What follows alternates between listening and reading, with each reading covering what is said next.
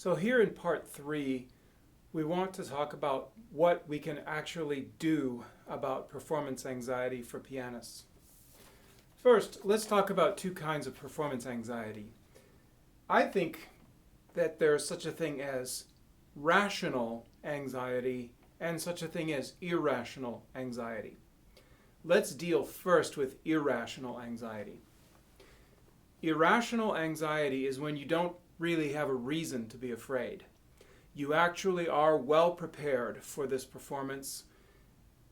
You're not a perfect person, you're not a robot, some small thing might go wrong, but really you are actually well suited to go out and do this, and you should have a reasonable expectation that it will go okay, and anything that might go a little bit wrong will be minor and quickly fixed in the moment, and really everything's going to be okay. You have every reason to believe that, but you're afraid anyway. Well, that's irrational, isn't it? It's like being more afraid of flying in an airplane than driving a car. It's far more dangerous to drive in a car, but somehow it can feel more vulnerable to be in an airplane, even though statistically it's far, far safer. Irrational fear is when we're afraid for no good reason. You really do have the ability to play. I think the best way of dealing with the irrational fear is to provide yourself with a graduated series of performance opportunities from very, very low threat, moving slightly on up. When I mean low threat, I mean if something goes wrong, it's not going to be that big of a deal. So I think the lowest possible threat you could have is performing for a video camera with no one in the room. What's the worst thing that could happen?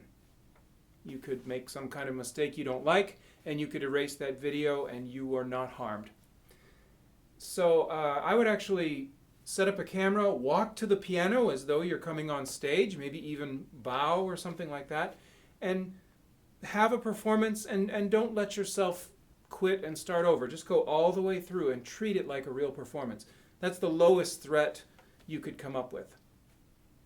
What would be the next level? Well, a very trusted friend, a musical associate of some kind who could sit in the room with you, and then maybe 2 or 3 friends, and on up, So if you can create a series of performance opportunities like this, where each time you evaluate, each time you think about what you should work on, but gradually move up, you largely can deal with irrational issues. You can find a lot of advice out there about self-esteem and taking a deep breath and nutrition and enough sleep and all of that. I think all of that is fine, particularly when you have an irrational fear. That kind of stuff really helps. I remember a student told me here years ago, before my time, some oboe player was terrified of a jury. And someone told this player, if you eat a banana immediately before your performance, it will suppress the nervous instincts. And so the student ate 3 bananas and threw up in an oboe jury. So I don't know, maybe don't eat so many bananas. But I think rational performance anxiety is far more of an issue. It's when we are afraid for a very good reason. You actually are correct to be afraid, but maybe have not realize that until shortly before the performance, when your conscience starts to tell you, you really have been just lucky in the practice room. You haven't been paying close attention to those passages. Once the spotlight hits you and people are listening carefully, those will fall apart.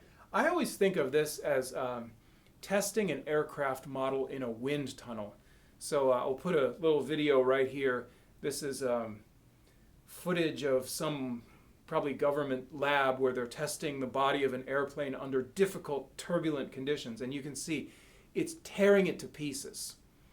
And many times pianists can feel that way, that they put this airplane together, this piece of music together, but once they got it out in front of people, it felt like it was being torn to pieces in an unexpected way. I think the weakness, the structural weakness of that airplane is a result of the way we were practicing or perhaps not practicing. Weaknesses in our preparation that we have to deal with so that we will not be torn apart in that wind tunnel-like experience. We already talked about the issue of memory, and I've got one video at least about memorization. There's probably a good deal more to say about it and a lot more that you can do about it. But in this video, I'd like to talk about something else that I think contributes to performance anxiety, and that is poor technical preparation.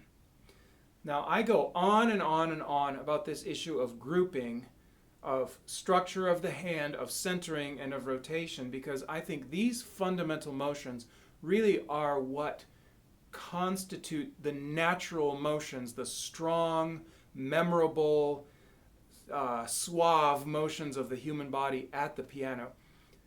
I believe that when a pianist approaches the piano with a very stiff force technique, with a collapsed structure, with the shape of the hand like arachnodigitasis, and forcing the fingers to play in isolation, I think that's difficult enough even under the best of circumstances, the most non-threatening practice room circumstance.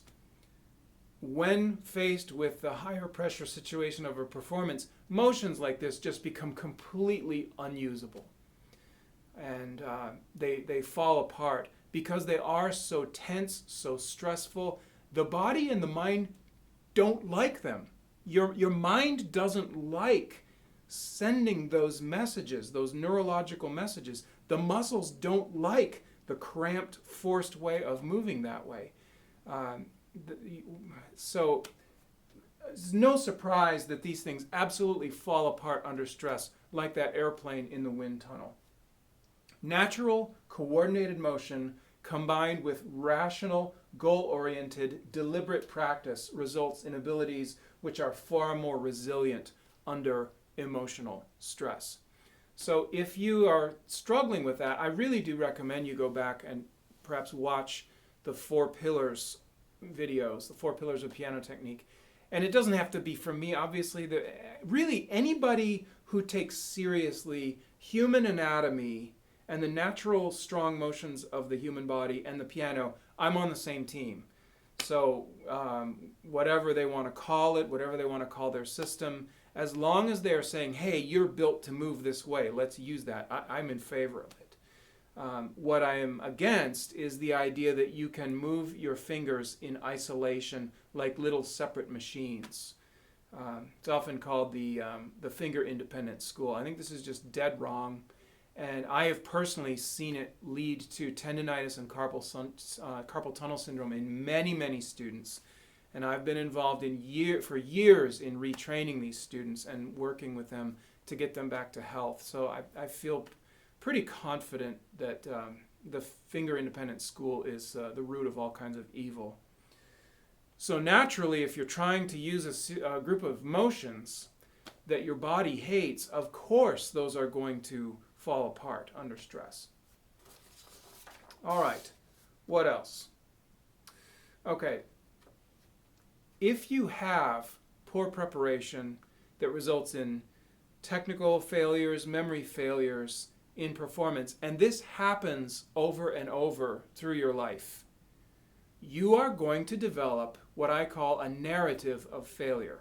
You are going to believe that every time it's your turn to get up in front of people at the piano, more or less it will fall apart. You're going to feel cursed. All right? This has gone wrong enough times, I now feel cursed.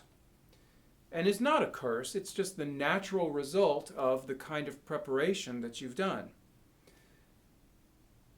You have to do 2 things. One, you have to replace poor preparation with good technical preparation. And then you need to work at replacing a narrative of failure with a narrative of progress. A narrative of progress says, each time I try this, I'm getting better. So here are the things you have to do. 1, address issues of technical approach and practice habits. If you are using an isolated finger independence approach, or if you kind of don't have a technical approach, you're kind of doing whatever when you get to the piano, you need to address that, because that is really not sufficient for playing music at an advanced level. Again, you would need to approach performance situations in a graduated way, from low threat to increasing levels of formality, higher threat, if you want to put it that way, gradually playing for more people in more formal situations. And each time, make sure you stack the deck for success before you go out there. Play easy music.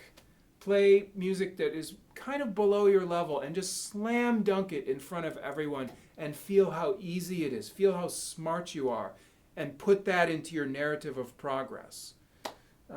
Really, you shouldn't be out trying to play pieces that are above your pay grade because it's just going to result in you feeling stupid. It's going to teach you that you have a narrative of failure. After every performance, immediately take notes on how it went. When did you sense solid preparation? And when did you, deep in your heart, feel like, oh crap, I'm not really ready for this. I don't have a handle on this. And if that is the case, you need to go and address that in the practice room. So those really are the issues that I think lie beneath most performance anxiety. It's a bad conscience about preparation, combined with the accumulating narrative of failures. Each time we do it, we get a bad result and feel worse and worse and worse about it, which in turn feeds into more performance anxiety. So as you can see, dealing with performance anxiety, it's not going to be a matter of eating a banana or closing your eyes and chanting something or drinking chamomile tea and loosening your shoulders. All that is fine. But if the performance anxiety is rooted in technical weakness and a narrative of failure, you can see how those last minute things are not going to do much for you. You really have to undertake a long-term, well-informed, deliberate program of remediating that. I do have an article on this subject. It's called, I can't get you the exact, maybe I'll put it, put it on the video. It's about performance aversion and narratives of progress and failure. I'll put a link there for you. This is what I use with students who just hate to get up and perform. We just give them a very gradual program of increased success at increasing levels of importance. And each time the deck is kind of stacked, we make sure that they're over-prepared and that the music is well within their grasp. So I hope that you have success in your dealing with performance anxiety. I know how unpleasant it is, and I hope that you are able to find your way to perform with joy and freedom and a sense of wonder and love for music. Thanks for watching. See you later.